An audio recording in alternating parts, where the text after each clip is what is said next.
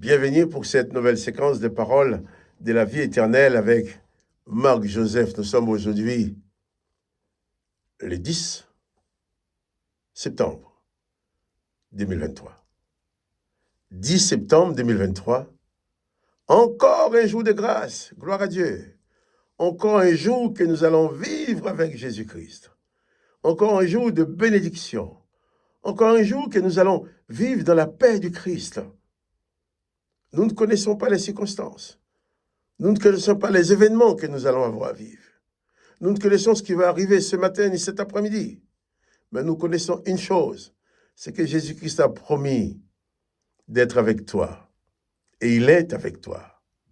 Souviens-toi. Et n'oublie jamais cela. Quelles que soient les circonstances, Jésus-Christ est toujours présent avec toi. Il n'y a rien que tu puisses faire de ta vie sans qu'il ne le sache, sans qu'il ne te voie faire. Il n'y a rien que tu ne puisses dire dans ta vie sans que Jésus ne puisse l'entendre, sans qu'il ne puisse te voir le dire. Donc, il est important de demeurer dans cette pleine conscience qu'à tout moment de ta vie, Jésus-Christ est présent. Même quand tu dors, il est présent là, à côté de toi. Il est présent en toi. Ça, c'est le privilège des chrétiens. Je ne parle pas des religieux. Parce qu'on peut dire qu'on est de la religion chrétienne, mais sans être chrétien. C'est un mot, c'est une étiquette. Mais je parle de personnes qui ont vraiment reçu Jésus dans leur cœur et qui veulent vivre avec lui.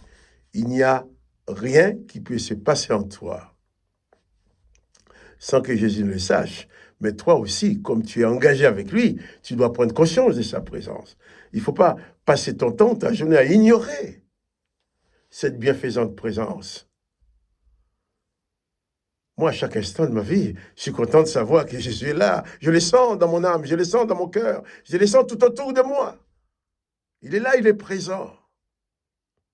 Quoi qu'il arrive. C'est pour ça, il y a une fois, ça fait pas longtemps, il y a quelqu'un à qui j'ai parlé quelque chose de tout à fait normal. La personne s'est mise à hurler, à crier sur moi. Alors cette dame était en train d'hurler, de me parler en vociférant, en criant. Et moi, il souriait. Alors il me dit, alors, tout ce que ça te fait sourire. J'ai dit, non, madame, je ne vais pas entrer dans la colère avec vous. Vous vous mettez en colère, vous attendez à ce que moi qui me mette en colère aussi. Non, non, je ne me mettrai pas en colère. Ça ne marchera pas pour moi. Vous êtes en colère, vous allez faire du mal à votre santé. Mais pas moi, je ne me mettrai pas en colère. Elle dit, ah bon, vous riez? J'ai dit oui. Je préfère garder le sourire. Un sourire sur le visage vaut 1000 fois plus qu'un cri de colère. Donc, Jésus-Christ est avec moi. Je prends conscience qu'il est là. Je sais que même celui qui me voulait du mal ne peut rien contre moi car Jésus-Christ est là. Jésus-Christ, on lui a fait du mal. Il était venu pour ça, il a dit. Il a même dit qu'on ne lui a pas ôté la vie, mais il a donné sa vie. Nous avons lu hier, quand Jésus disait à ses disciples, levez-vous, car voici celui qui me livre approche. Jésus n'a pas essayé de se dérober. Il était préparé pour cela. Il dit même, c'est pour cela qu'il est venu. Il est venu pour sauver l'humanité et il savait bien que le fait d'apporter aux humains les paroles de la vie éternelle, le fait d'ouvrir aux humains la possibilité de vivre éternellement, il savait bien que les serviteurs de l'Éternel ne l'auraient jamais accepté. Car l'Éternel des armées avait dit, empêchons-les de vivre éternellement. Et Jésus vient et dit, celui qui croit en moi vivra éternellement. C'est inadmissible pour ces chefs religieux. Impossible d'accepter cela. Attention, je ne dis pas que ces sacrificateurs, ces scribes, ces membres des Sanhédrin qui ont demandé à obtenir la condamnation de Jésus, je ne dis pas que c'était des méchants. Ils étaient formatés pour cela. Ils ne pouvaient en aucun cas laisser passer le message de Jésus. Ils vont même dire à Pilate, cet homme-là doit mourir parce qu'il enseigne des choses que notre religion, notre Dieu ne nous permet pas d'accepter. Et ils avaient raison. Mais Jésus est venu pour ouvrir à tout homme, toute femme, même à ces religieux qui ont demandé sa condamnation. Jésus est venu pour leur ouvrir le chemin de la vie éternelle en disant, si tu crois en moi, tu vivras éternellement. Et c'est ce Jésus-là qui te dit, je suis avec toi tous les jours jusqu'à la fin du monde. Donc chaque jour pour toi, c'est un jour avec Jésus. Chaque jour pour toi est un jour de grâce. Un jour de bénédiction. Oh, que le nom de Jésus-Christ soit béni. Toi aussi, je veux que tu sois béni. Je vais continuer avec toi la lecture de l'Évangile dans Marc chapitre 14. Mais juste avant, je te rappelle, n'oublie pas de donner un petit coup de pouce si tu aimes la vidéo. Dis que tu aimes.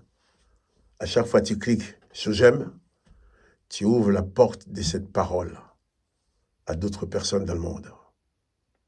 Que le nom de Jésus-Christ soit béni. Souviens-toi, n'oublie pas. Que Jésus-Christ te promet d'être avec toi tous les jours, jusqu'à la fin du monde. Nous avons lu hier Jésus qui disait à ses disciples, levez-vous, voici ceux qui me livrent, arrivent. Nous lisons maintenant dans Marc 14, verset 43.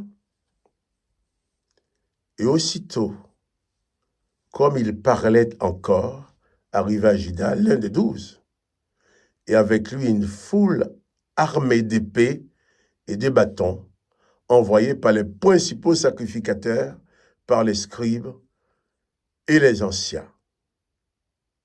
Celui qui les livrait leur avait donné ces signes. Celui que je baiserai, c'est celui que je baiserai, c'est lui. Saisissez-les et amenez-les sûrement. Voilà. Jésus parle encore lorsque Judas arrive, avec des gens bien armés, comme s'ils allaient arrêter un brigand, comme s'ils venaient pour se saisir d'un dangereux brigand. Mais Jésus était prêt. Jésus était prêt à les recevoir. Le pauvre Judas, qui dit aux gens, celui avec qui il va donner un baiser, c'est lui. Et donc avec un baiser, Judas a désigné Jésus.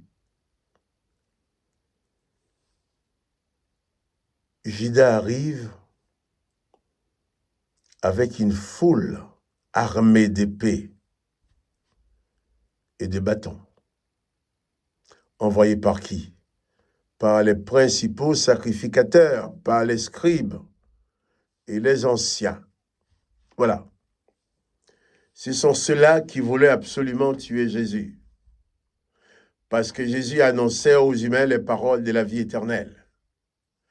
Là, il est écrit dans leur livre que l'Éternel des armées, leur Dieu, avait dit, l'homme est devenu comme l'un d'entre nous, empêchons-les de vivre éternellement.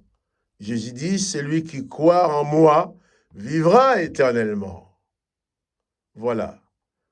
Jésus a cassé les murs de cette condamnation d'exclusion à la vie éternelle. Et là aussi, dans Genèse chapitre 6, où l'Éternel a dit, j'ai détruit l'homme que j'ai créé, Jésus dit, je le ressusciterai. Voilà les deux principales raisons pour lesquelles ces hommes-là, qui n'étaient pas du tout des méchants, ils obéissaient à leur Dieu, mais ils étaient formatés pour détruire Jésus. Et Jésus-Christ, qui les attendait, n'était pas armé. Mais eux, ils sont venus avec des épées, des bâtons, pour se battre. Et tout ce qui va arriver, Judas va faire un baiser à Jésus pour le désigner. C'est Jésus qui a tout accepté pour toi, qui dit « Je suis avec toi tous les jours jusqu'à la fin du monde ». Et c'est Jésus qui était assez fort